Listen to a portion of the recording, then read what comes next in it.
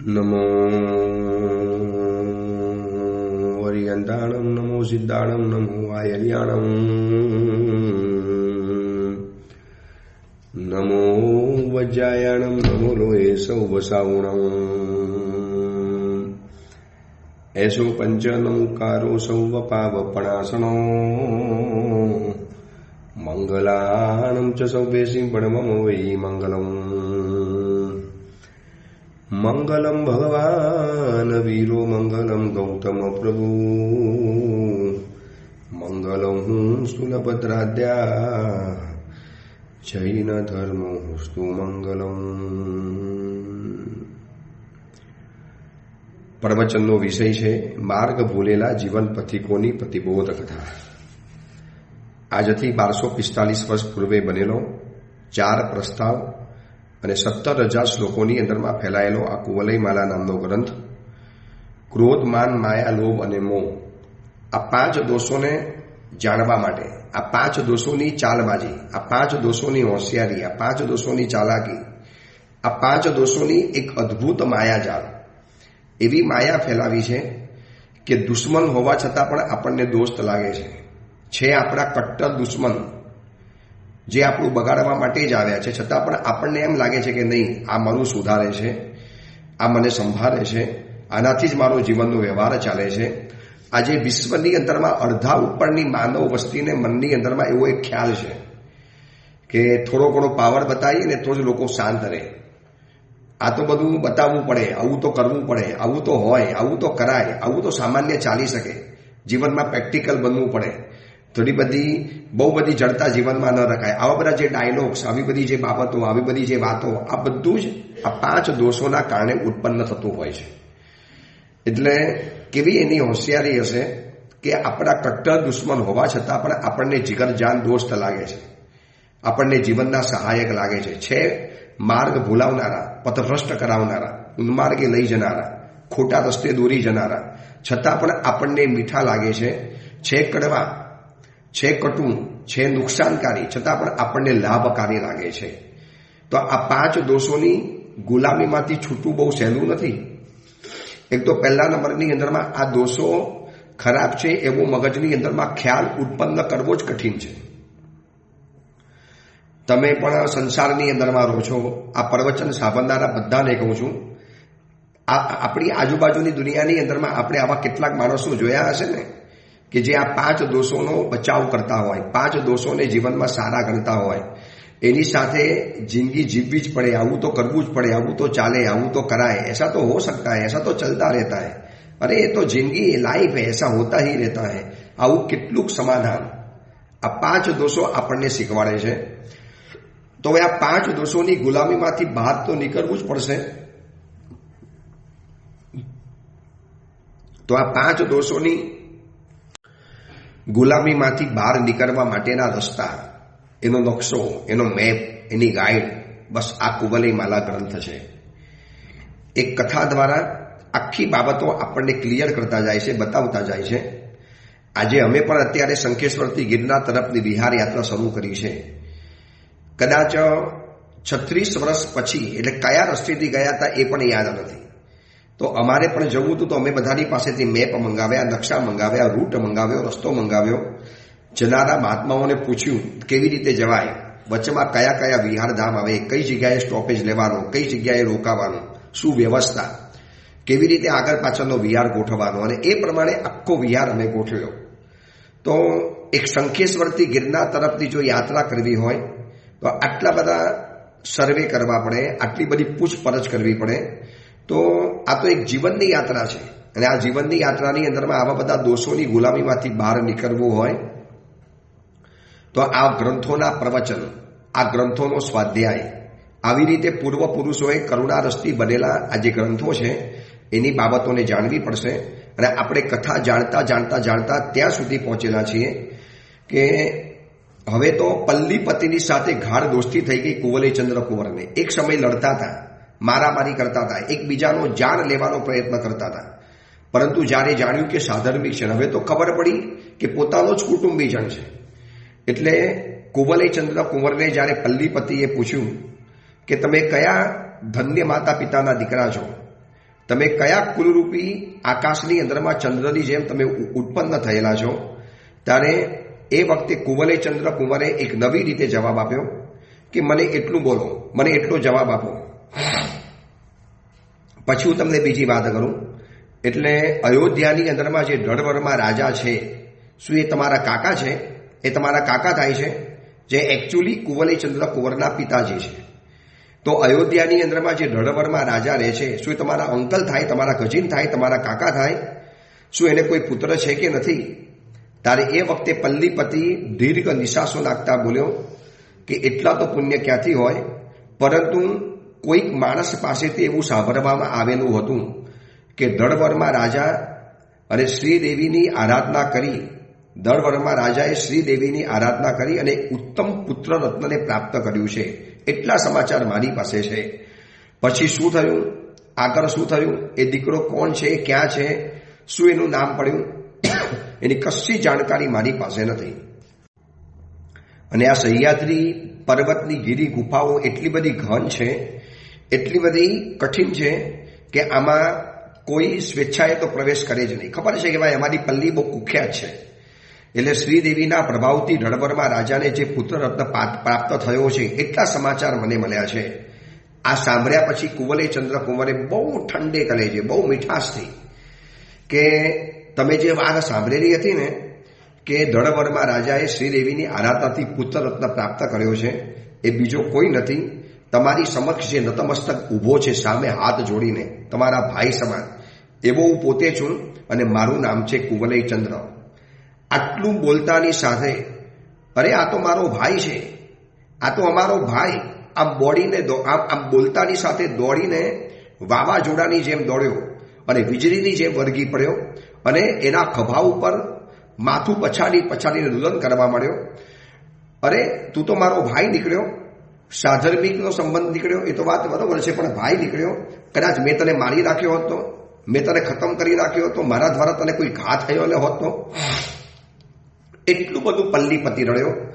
ઘણા વર્ષો પછી સ્વજન મળ્યો, ઘણા વર્ષો પછી જે રીતે ઘરમાંથી બહાર નીકળી જવું પડ્યું હતું અને પોતાના પિતાજીના સગા ભાઈનો આ દીકરો, એટલે કે પોતાના કાકાનો દીકરો, ભાઈ સમાન, અને આટલો ઉત્તમ, આટલો સમજદાર, આટલો ગુણિયલ, આટલો વિનય, નીતિવાન, સત્વસારી, સાહસિક, દાક્ષિણ્ય ગુણથી યુક્ત એવા પોતાના જ આ ભાઈ, આ વ્યક્તિને પોતાનો ભાઈ તરીકે જાણ્યો અને એટલું રુદન કર્યું, માથા પછાડીને કુવલે ચંદ્ર કુંવરની પણ આંખ ભીની થઈ ગઈ કે જંગલની અંદરમાં જ પોતાનો કજીન ભાઈ મળી ગયો, પિતરાઈ ભાઈ.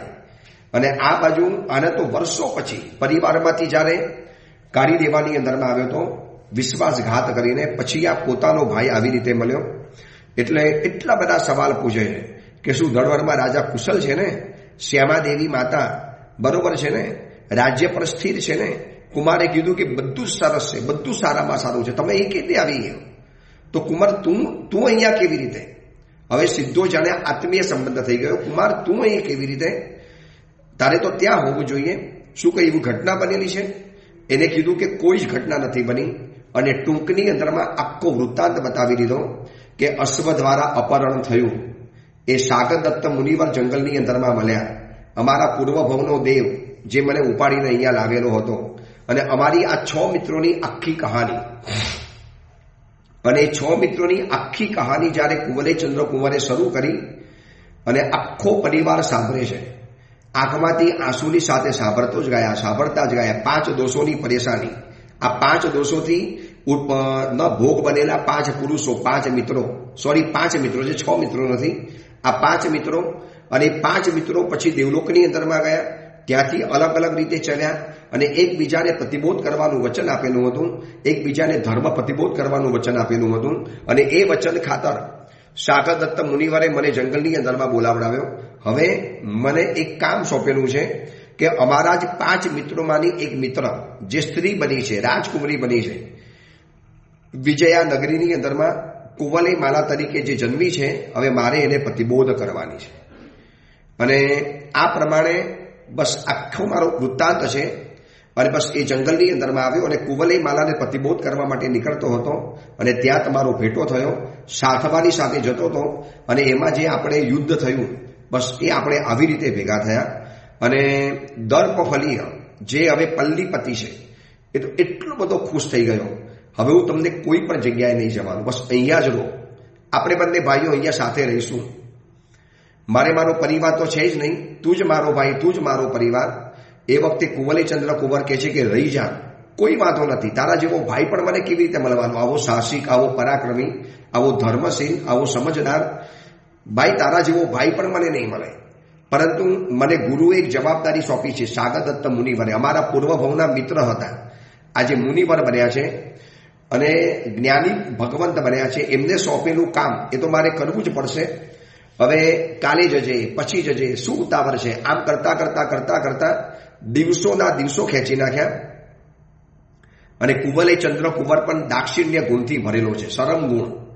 વર્તમાન સમયની અંદરમાં આ દાક્ષિણ્ય ગુણ લગભગ પરિવારની અંદરમાં જોવા માટે નથી મળતો. એકબીજાની આંખની શરમ નડવી, એકબીજાની હાજરીના કારણે પોતાનું કામ મુલતવી રાખે. ચલો, મારા ઘરે મહેમાન આવેલા છે, મારા ઘરે મારો પરિવાર આવ્યો છે, મારા ઘરે મારા સ્વજનો આવ્યા છે, તો એના કારણે મારું કામ મુલતવી રાખું, આવું કહીને પોતાનું કામ હોવા છતાં પણ, જરૂરી કામ હોવા છતાં પણ પછી કેવું લાગશે, હું નીકળી જઈશ તો જવા દે ને, એનું કામ પતાવી દઉં. આ બસ માત્ર એક શરમ ગુણના કારણ એના ખાતર પોતાનું બધું જ કામ છોડીને આવો દાક્ષિણ્ય ગુણ, જેને આખરી શરમ કહેવાય, જેને શરમનો ગુણ કહેવાય, જેને લજ્જાશીલ કહેવાય, આવો દાક્ષિણ્ય ગુણ લગભગ ના કહેતા જેને શરમ લાગે, ના મોઢામાંથી નીકળી જ ન શકે.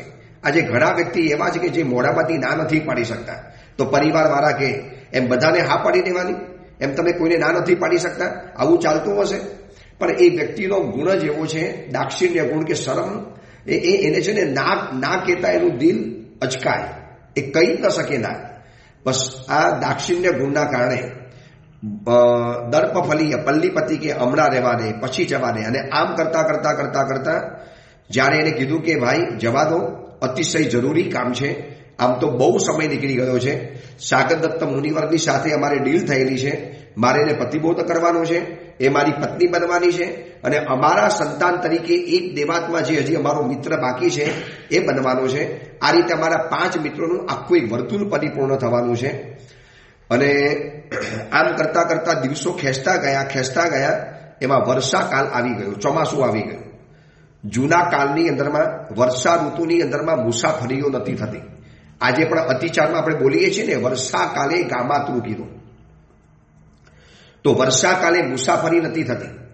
તો એટલા કાળે નથી થતી કે એ સમયની અંદરમાં ગાડા રસ્તા, કાચા રસ્તા, બેલગાડી દ્વારા જવાનું, ઘોડાગાડી દ્વારા જવાનું, રથ દ્વારા જવાનું, આજના જેવા સિમેન્ટના કે આસ્ફાલ્ટના કે આવા ડામરની સડકો નથી કે જેની ઉપર તમે વરસતા વરસાદની અંદરમાં જાઓ તો પણ મુસાફરી થઈ શકે. અને પહેલો વરસાદ જ્યારે પણ પડે છે ને, આજે પણ આટલા બધા જંગલો કપાઈ ગયા, આટલા બધા સિમેન્ટના રસ્તા બની ગયા, છતાં પણ પહેલો વરસાદ પડે છે. ક્યારેક ક્યારેક બિહારની અંદરમાં જોવા માટે મળે ઢગલા બંધ અરસ્યા, જીવાતો, દેડકા, સાપ, કેટલાય જીવો રોડ ઉપર કચડાયેલા જોવા માટે મળે. કેટલી વખત આવું જોયું છે. આખા રોડ ઉપર ઠેર ઠેર દેડકા, અરસ્યા, સાપ, એવા કોઈ ઝેરી જંતુઓ આખા કચુંબર બની ગયા. એટલા કાલે પૂર્વના કાળની અંદરમાં વર્ષાકાલે બહારગામ જવાની મનાઈ હતી. પણ હવે શું થયું ખબર છે?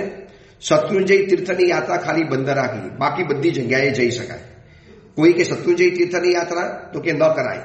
નિયમ પ્રમાણે જે તપાકચનો નિયમ છે, નિયમ પ્રમાણે નથી કરતા, તો શત્રુંજયની યાત્રા નથી કરવાની. એટલે ગિરનારની પણ ન કરાય, તારંગાની પણ ન કરાય, આબુની પણ ન કરાય, હિલ સ્ટેશનમાં પણ ન જવાય.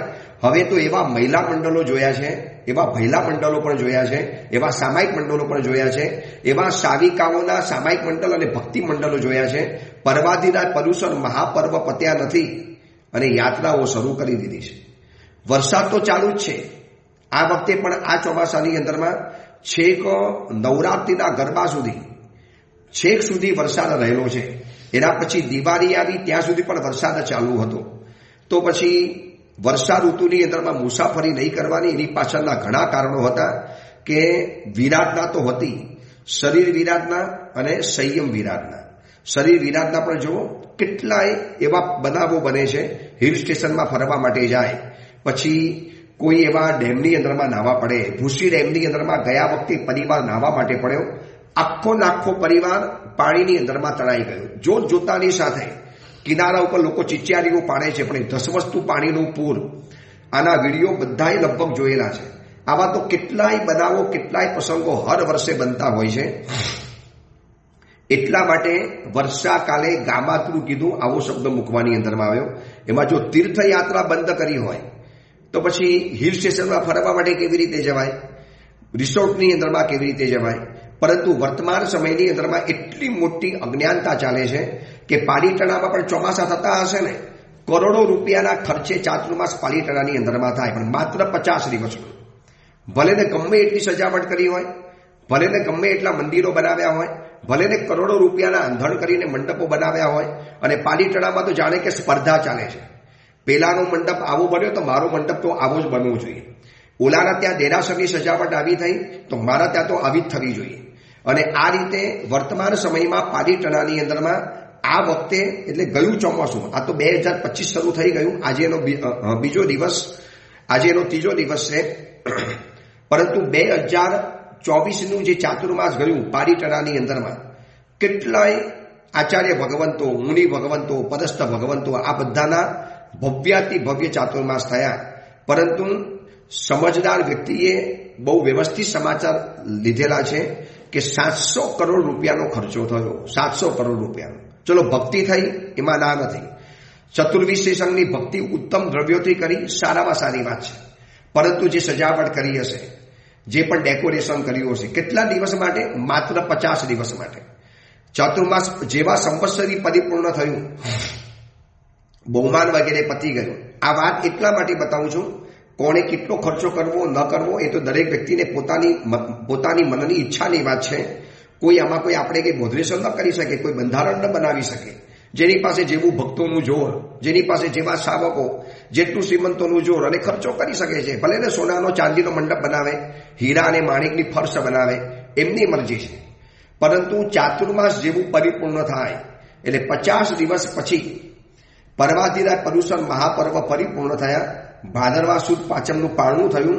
છઠ, સાતમ અને આઠમના દિવસે એ પાલીતાણાની અંદરમાં ચોમાસા કરનારા 2 થી 3 હજારથી 4 હજારથી 5 હજાર વ્યક્તિઓ બધા જ મુસાફરી કરવાના. શું એ વિરાટના નહીં થાય?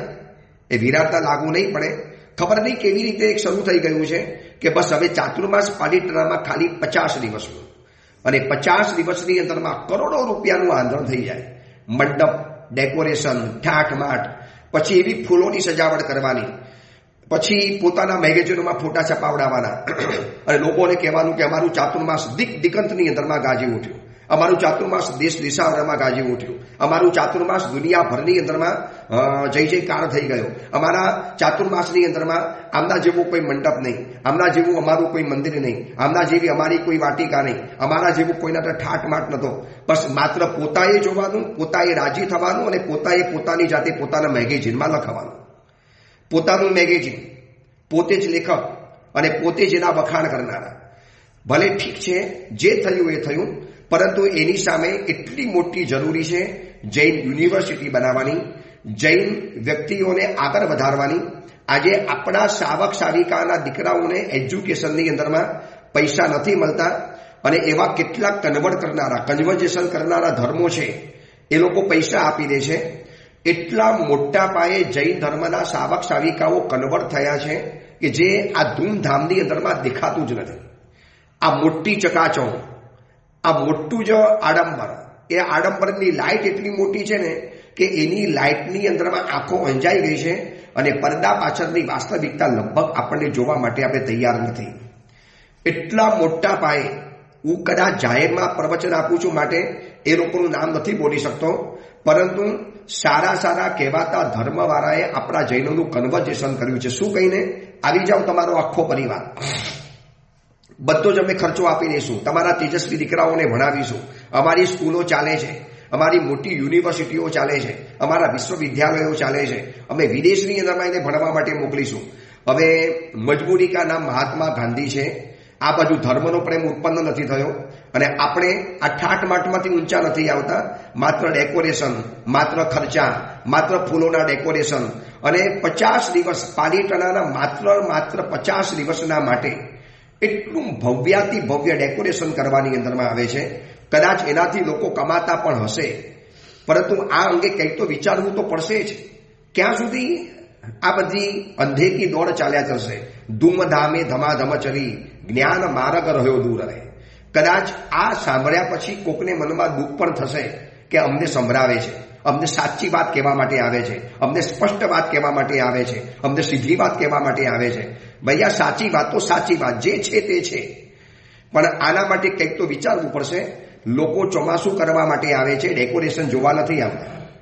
લોકો તમારા ત્યાં આરાધના કરવા માટે આવે છે, આડંબર જોવા નથી આવતા. લોકો તમારા ત્યાં જીનવાણી સાંભળવા માટે આવે છે. એવી એક શ્રદ્ધા છે નિવૃત્ત વ્યક્તિઓને કે પાલીતાણાની અંદરમાં ચોમાસું કરીએ, અનંત સિદ્ધોની જગ્યા, અનંત સિદ્ધોની ભૂમિ, જેના કાંકરે કાંકરે અનંત જીવો મોક્ષની અંદરમાં ગયા છે. ચલો ત્યાં ચાતુર્માસ કરીએ, આપણું આત્મકલ્યાણ થાય. નિવૃત્તિનો સમય છે, દીકરાઓ ધંધો સંભાળે છે, ઘરની અંદરમાં પુત્રવધુ આવી ગઈ છે, શરીર સારું છે. ચલો પાલીતાણાની અંદરમાં ચોમાસું કરવાની અંદરમાં જઈએ. લોકો માત્ર એ જ ઉદ્દેશ લઈને આવે છે. સજાવટ સિમ્પલ હશે કે આમ અદ્ભુત સજાવટ કરી હશે, એની સાથે આરાધકને કોઈ લેવા દેવા નથી. એને જીનવાણી સાંભળવા માટે મળે, એને સીધું સોસરું ઉતરી જાય એવું તત્વજ્ઞાન સાંભળવા માટે મળે. હૃદય પલ્લાદિત બની જાય, હૃદય આહ્લાદિત બની જાય, હૃદયનું કમલ ખીલી ઉઠે એવી જીનવાણીનું પાણી જ્યારે એને પીવા માટે મળે છે. પછી એ ડેકોરેશન નથી જોવાની અંદરમાં આવવાના. માત્ર કોણ ખુશ થાય છે ખબર છે? પોતે જ જોનારા, પોતે જ કરાવનારા અને પોતે જ એના ગુણ ગાનારા. બસ પોતે જ પોતાના મેગેઝિનોની અંદરમાં ફોટા મોકલે અને પછી પોતપોતાના મેગેઝિનોની અંદરમાં એની જાહેરાતો થાય કે અમે આમ કર્યું. એની મોટી મોટી સ્મરણિકાઓ બહાર પડે, પછી એના મોટા મોટા વિશેષાંકો બહાર પડશે અને એના ચિકાર પ્રમાણમાં ફોટા બહાર પડશે. કદાચ ભલું હોય તો માન સંજ્ઞા આની અંદરમાં પોસાતી હશે. હું એમ કહું છું કે ચોમાસું કરવું છે તો સિમ્પલતાથી કેમ નથી થઈ શકતું? આપણે સાવ સિમ્પલ પણ નથી કહેતા. આડંબર શું રેરે જઈએ, થોડી ઘણી પણ સજાવટો કરવી જ પડશે. બહાર એક સરસ મજાનો ગેટ બનાવેલો હોય, કોનું ચોમાસું છે એનું બેનર લાગેલું હોય, અંદરની અંદરમાં આવો, થોડું ઘણું છાપરા વગેરે ન દેખાય માટે એક સુંદર મજાના કપડાં બાંધી દેવાની અંદરમાં આવે ચાલે. પરંતુ આખા મંદિરો ઊભા કરવાના, એના માટે વિરાધનાઓ કરવાની, પોતે સાવધ્ય કાર્યમાં જોડાવાનું. શાવકોને આનો કોઈ સમય નથી. આપણે જ અંદરમાં જોડાવવું પડે, અમારા જેવા સાધુઓને જ અંદરમાં જોડાવવું પડે છે. પરંતુ જે હશે તે હશે. આ વાત એટલા માટે નીકળી કે વર્ષા ઋતુનો સમય થયો અને કુવલય ચંદ્રકુંવરને જવું છે ત્યારે અટકી ગયું કે ભાઈ હવે તો નહીં જઈ શકાય. પલ્લીપતિ દર્પફલીએ પણ કીધું કે કેવી રીતે જશો? જોઈ લો, નદી નારા ઉભરાઈ ગયા, નદીઓ ગાડી તૂર બની છે, વરસાદની અંદરમાં ચિખલ અને કાદવ થઈ ચૂકેલો છે, ઝેરી જંતુઓ જાનવરો નીકળી ચૂકેલા છે, રસ્તાની અંદરમાં તોતિંગ વૃક્ષો આડા પડેલા હશે, વાવાઝોડા ફૂંકાશે, આંધીઓ ફૂંકાશે. ભાઈ આ સમયની અંદરમાં તો જઈ નહીં શકાય. એટલે ઓર વધારે 4 મહિના એને ત્યાં આગળ રહી જવું પડ્યું. આ વર્ષાકાલ એટલે વિરાધનાનો સમય છે, સાથે સાથે આરાધનાનો પણ સમય છે. વિરાધનામાંથી પાછા હટવાનો સમય છે અને આરાધનાની અંદરમાંથી આગળ વધવાનો સમય છે. પરંતુ આ વર્ષાકાલે જે રીતે બેફામ યાત્રા પ્રવાસ, ચિકાર પ્રમાણની અંદરમાં તીર્થયાત્રાના નામે જે વિરાધનાઓ થતી જાય છે, એના માટે મેં આ વાત કરી કે શત્રુંજય તીર્થની જો યાત્રા નથી જ કરાતી તો પછી બીજા કોઈ પણ તીર્થની યાત્રા ન કરાય. શત્રુંજય તીર્થ માટે આ નિયમ નથી. નિયમ એ છે કે શત્રુંજય તીર્થની યાત્રા કરવા માટે જાઓ, લીલ ફૂગ, પાણી ઉપર પગ આવ્યો, લપસી પડ્યા, નુકસાન થયું, ભયંકર પાણીનો વરસાદ પડ્યો, પર્વત ઉપરથી પાણીનો આખો ફ્લો પડતો જાય, પર્વતમાંથી ઝરણા વહેતા જાય, એમાં તણાઈ પણ જવાય, જાનનું પણ નુકસાન છે, વિરાધનાઓ પણ છે. એટલે આવી વિરાધના કરીને આરાધના નથી કરવાની, એટલા માટે શત્રુંજય તીર્થની યાત્રા બંધ રાખવામાં આવી છે. પરંતુ એ ખાલી યાત્રા બંધ થઈ ગઈ. બાકી બધા જ મહિલા મંડળોના જેટલા પણ મહિલા મંડળો હોય, જેટલા પણ સમાજના ફંક્શનો હોય, એની ચિકાર પ્રમાણની અંદરમાં યાત્રા પ્રવાસો ચાલતા હોય છે. આના માટે કોઈકે જાગવું પડશે, સમજવું પડશે. હું પણ ચોમાસું કરું છું તો મારા ચોમાસાની અંદરમાં પણ મને પણ ખબર નથી હોતી કે મહિલા મંડળોએ ક્યારે પોતાના પ્રોગ્રામો બનાવી દીધા હોય અને કે સાહેબ 4 દિવસ નથી, 4 દિવસ બહારગામ જવાના છે. ક્યાં? તો કે બલસાણાની યાત્રા કરવા, ફલાણા તીર્થની યાત્રા કરવા. આ તીર્થની યાત્રા કરવા માટે? ચોમાસું છે, કેવી રીતે જવાય? સાહેબ, પર્યુષણ પર્વ પતી ગયા. પર્યુષણ પર્વ પછી તો અને 50 દિવસની ચાતુર્માસનો આ એક જે છે ને, કુટે ગણો કે જે પણ ગણો, 50 દિવસની ચાતુર્માસ કરવાનો જે આ એક પ્રસંગ જે ઉભો થઈ ગયો છે, જે રિવાજ શરૂ થઈ ગયો છે, આ રિવાજ કદાચ પાડીટણાથી શરૂ થઈ ગયો. બાકી પહેલા ચોમાસા 4 મહિનાના હતા તો ખર્ચો પણ વસૂલ થતો હતો. પરંતુ હવે 50 દિવસનું ચાતુર્માસ, 50 દિવસ પછી બધું શાંત. વળી પાછી નવપદની ઓરી આવી, વળી પાછું ઉદ્યાન આવ્યા. તો કોકના ઉદ્યાન નવવાનું હોય તો વાત બરોબર છે, બાકી બધું જ ડેકોરેશન 50 દિવસની અંદરમાં તોડી પાડવાનું, ખતમ કરી લેવાનું. તો આ જ પૈસા, આટલી જ રકમ કદાચ કોઈક વિશિષ્ટ રીતે જો વાપરવામાં આવે, વર્તમાન સમયની અંદરમાં આપણા જૈનોને આપણે જો સહાય નહીં કરીએ, સહાય ઘણા પ્રકારની થાય છે, ના નથી, કોઈ નેગેટિવ વાત નથી કરતો, જબરજસ્ત સાધર્મિકનું કાર્ય ચાલે છે. પરંતુ એ કેવું છે ખબર છે? કીટ આપી દેવાનું, અનાજ આપી દેવાનું. જે ઉચ્ચ શિક્ષા પ્રાપ્ત કરવી છે, મધ્યમ પરિવારના તેજસ્વી દીકરાઓ છે, એ લોકોને આગળ વધારવા છે. આપણા જ પરિવારો કોઈ એવા સ્લમ એરિયાની અંદરમાં રહે છે, એને સારા એરિયાની અંદરમાં લાવવા છે. આના માટે અન્ય ધર્મીવાળાએ કેવા પોતાના ધર્મવાળાને તો મજબૂત બનાવ્યા અને એના કારણે બીજા ધર્મવાળાને પોતાની અંદરમાં ખેંચ્યા. બાકી જેનો ઇતિહાસ 2000 વર્ષ પણ જૂનો નથી, 1500, 1200 અને 2000 વર્ષ જૂનો ઇતિહાસ, એવા ધર્મોની સંખ્યા આજે કરોડોની અંદરમાં વધી ગઈ.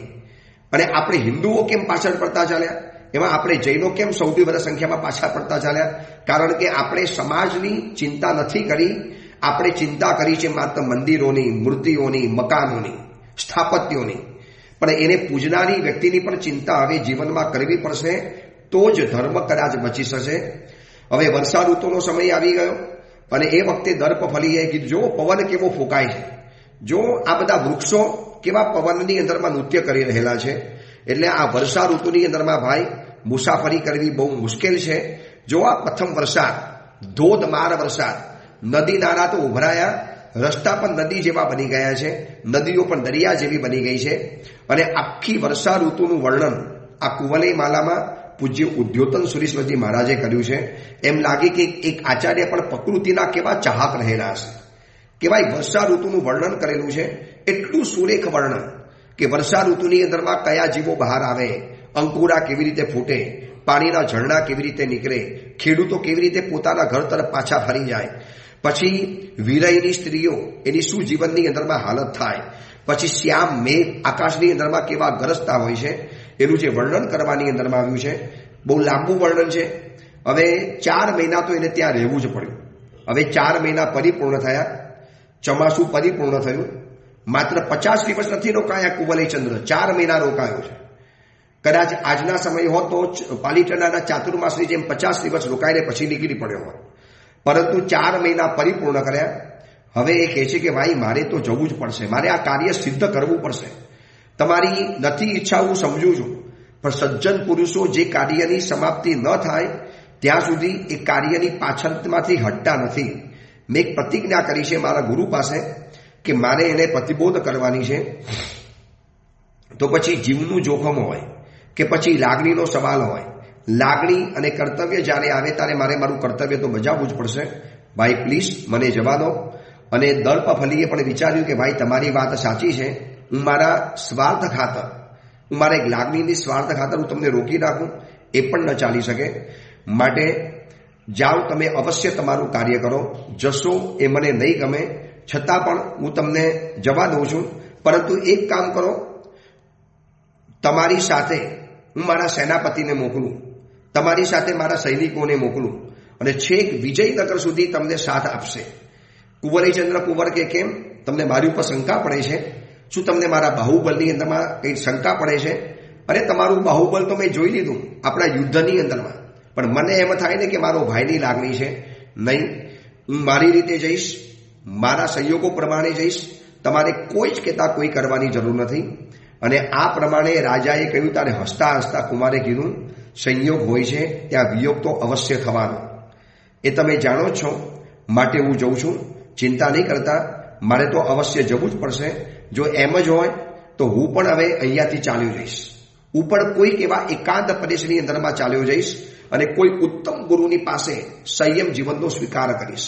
બહુ બધા પાપો કર્યા, બહુ સંસારના રંગઢંગ જોઈ લીધા, સંસારના નાટકો બધા પણ જોયા. બુલંદી સે ભી ગુજરા હું, પસ્તી સે ભી ગુજરા હું. મેં જીવનની અંદરમાં એવા અનુભવ કર્યા છે. રાજકુમાર પણ જોયો, રાજા પણ બન્યો, વિશ્વાસઘાતનો અનુભવ પણ કર્યો, એક વખતની જિંદગી પાયમાલ બની ગયેલી એનો પણ અનુભવ કર્યો, અહીંયા વળી પાછું રાજ્ય મળી ગયું એનો પણ અનુભવ કર્યો. આટલી બધી જીવ હિંસા, વિરાટના, ચોરી, મારધાર, લૂંટફાટ આ બધું જ કર્યું છે. બસ તમે પણ જાઓ છો તો હું પણ નીકળું છું. અને એ વખતે કુંવરચંદ્ર કુંવર કહે છે કે પછી આ રાજ્યની વ્યવસ્થા, આ બધી વ્યવસ્થા એ તો ચાલ્યા જ કરશે, કોઈનાથી કોઈ કશું અટકવાનું નથી. આ વાત જીવનમાં જાણવા જેવી છે. આજે ઘણી વ્યક્તિઓને એમ થાય હું નીકળી જઈશ તો પછી મારી પાછળ પરિવારનું શું, હું આમ કરીશ તો મારી પાછળ પેલાનું શું. કશું જ નથી. કોઈના વગર કોઈ કશું અટકવાનું નથી. હા, થોડી તકલીફ કદાચ પડશે, પણ દરેક વ્યક્તિ પોતાની એ વ્યવસ્થામાં વળી પાછો ગોઠવાઈ જાય છે. એટલે કુંવરચંદ્ર કુંવરને દર્પ ફલીએ કહે છે કે ભાઈ તું પણ જો તારા માર્ગે આગળ વધે છે, હું પણ મારા માર્ગે આગળ વધું છું. હું પણ અણગાર બનીશ, સંયમી બની જઈશ, સંયમ જીવનના વસ્તુઓની અંદરમાં જ મારી સાધના વગેરે કરીશ.